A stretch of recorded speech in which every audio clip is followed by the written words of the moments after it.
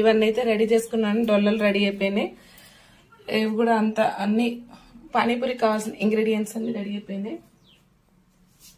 అయిపోయాక ఆలు స్మాషర్ నా దగ్గరే ఉందండి కట్టరు. బఠానీ అయితే మిక్సీ పట్టాలి.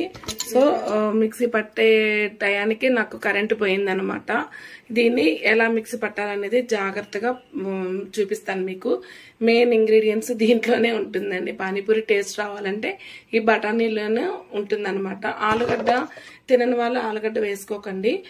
బీట్రూట్ అండ్ క్యారెట్ టమాటా ఉంటే టమాటా లేకపోయినా కూడా టమాటా తినని వాళ్ళు కూడా చక్కగా ఆమ్చూర్ పౌడర్ వేసుకొని చేసుకోవచ్చు అనమాట. అంతా చేసుకోవాలి. 2 hours ప్రిపరేషన్స్ ఉంటాయి. 1 hour ఆ ప్రాసెస్ అంతా ఉంటుంది అనమాట. కొంచెం కష్టపడితేనే పానీపూరి అనేది అయిపోతుంది. నేనైతే ఇక్కడ వంట సోడా గానీ, నిమ్మప్పు గానీ, టేస్టీ బ్లాక్ సాల్ట్ గానీ ఏమీ వాడట్లేదు. మీరు వీడియో మొత్తం చూడండి స్కిప్ చేయకుండా. నేను అవేమి హెల్త్ కి మంచిది కాదు కాబట్టి నేను పిల్లలకి మా పింక్ సాల్ట్ ఉప్పే వాడుతున్నాను.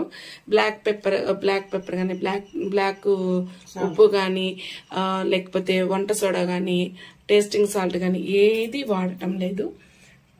మీరే చూస్తారు కదా, ఇబ్బంది అవుతుంది. మీరు పానీపూరి బండి దగ్గర చూస్తూనే ఉంటారు అది ఎందుకు ఉపయోగిస్తారో. ఓకే గైస్, వీడియో స్కిప్ చేయకుండా వీడియో మొత్తం చూడండి.